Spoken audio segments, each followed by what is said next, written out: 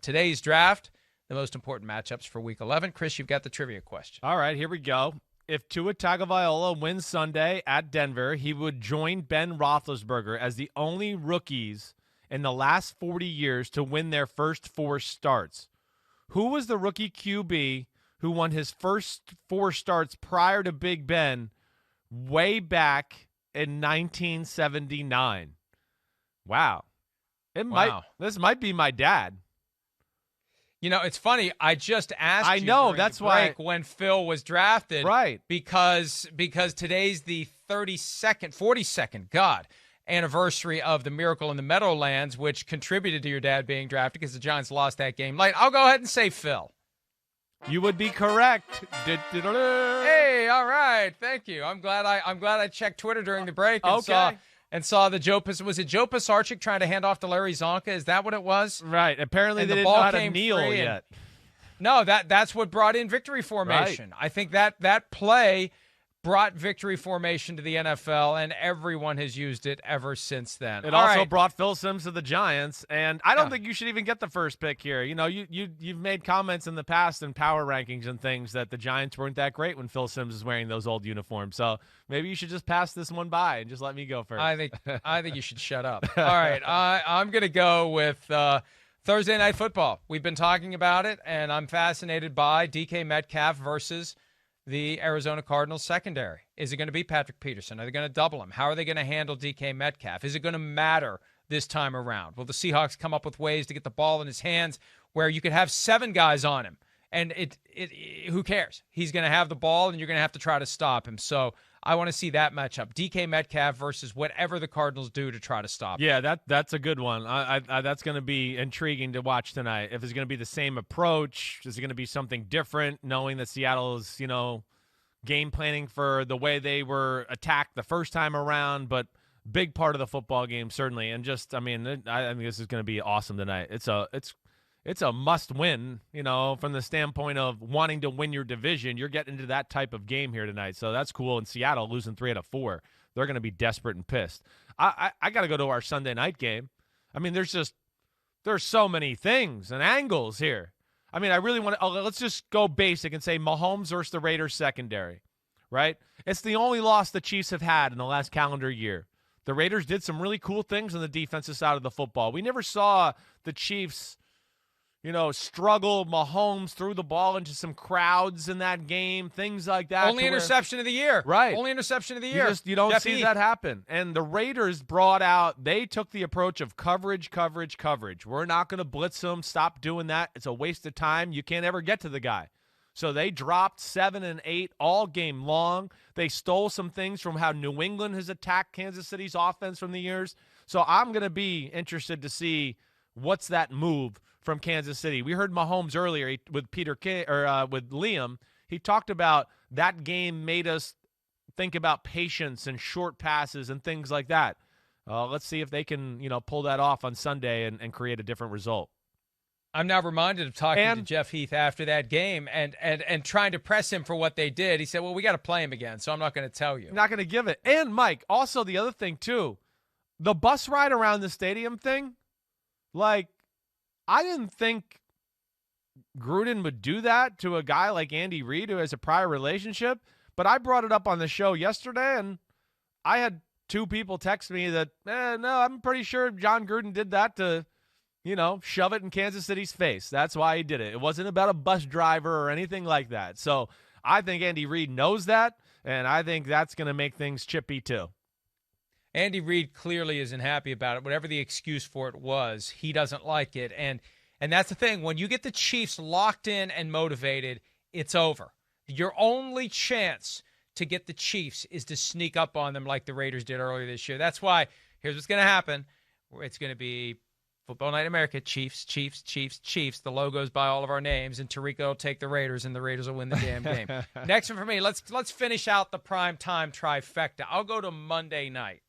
Aaron Donald and Tom Brady. Yeah. Getting back together again after Super Bowl 53. What's been the one way to get to Tom Brady? Not around the edges because he steps up in the pocket and throws the ball.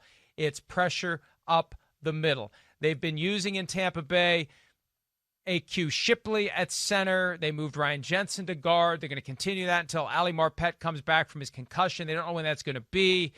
Communication is important. Keeping Aaron Donald out of Tom Brady's face, even more important. That's how you rattle him. That's how you get him looking down instead of looking down the field. And I want to see if Aaron Donald can do Aaron Donald things. He didn't have any sacks this past weekend of Russell Wilson. Leonard Floyd got all 3 of them.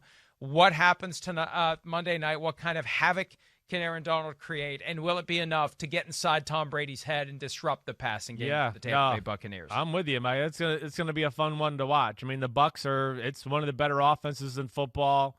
We talked the Rams being number 2 defense in football, and that is going to be a big part of the football game. The Bucs going to have to run the ball a little in that game too. If you think you're going to be like Seattle last week and drop back and throw it, you're not going to win. If you think you're going to get in the shotgun and just be, we're going to throw the ball, we're the Bucs, we got like we saw in the Saints game, they'll lose the football game. You got to run the ball at the Rams a little. They're very creative in coverages. They're well taught that way.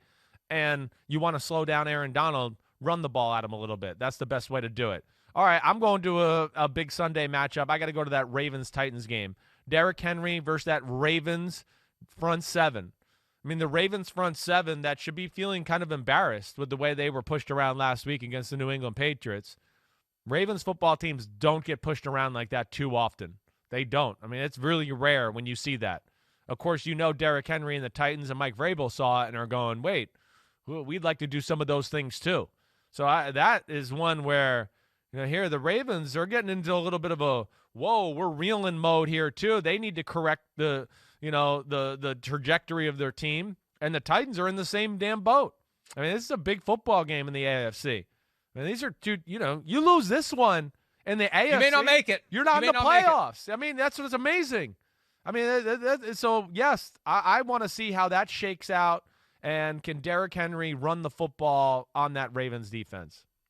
I thought it was a little bit bizarre yesterday. We played the sound on PFTPM of Ryan Tannehill, the Titans quarterback, explaining that Derrick Henry's touches have been down recently by design. Well, the design hasn't worked because they've been losing since they've reduced Derrick Henry's touches. But that feels like something that should be coming from Mike Vrabel, the head coach, or Arthur Smith, the offensive coordinator. It was just odd to have Ryan Tannehill being the one who explains the strategy behind fewer touches, fewer carries, fewer opportunities for Derrick Henry to carry the football. I think more is what you need if you want to try to find a way to get back on track. They've got the Colts rematch in Indy coming up next weekend. The Ravens could be done by week 12. They have the Steelers on Thanksgiving night. The Titans could be done by week 12. One of these teams is going to be in huge trouble next weekend, especially if they don't win this weekend. All right, the last one for me, whoever plays quarterback for the Saints against the Falcons defense,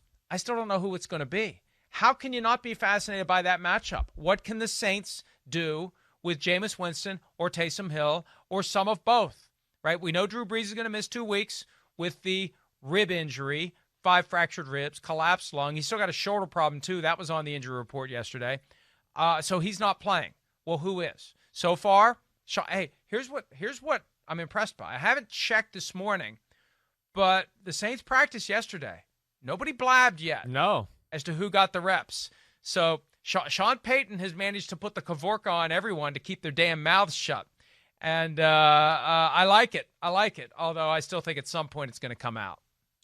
I would think so, too, that somebody somewhere, at least, I think you're going to see more of Jameis or more of Taysom Hill.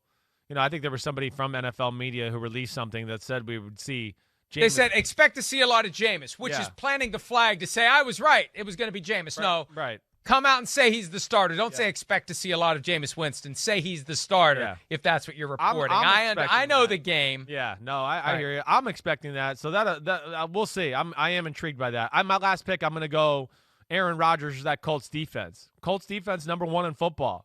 They don't blitz ever. That front 4 is very good. Packers offensive line, we know they're a good pass protection offensive line. Can they protect Rodgers enough to where he can make his plays and do his things there? That'll be that's a big game for both football teams. That'll be a fun one to watch. Xavier Rhodes knows Rodgers from his time in Minnesota. Rodgers knows Rhodes. I wouldn't be surprised if Rodgers has a few tricks up his sleeve to expose Rhodes the way he used to be when he played for the Vikings. We're going Hi, I'm Mike Tirico, and thanks for watching. Make sure to hit subscribe for the latest news and highlights from NBC Sports.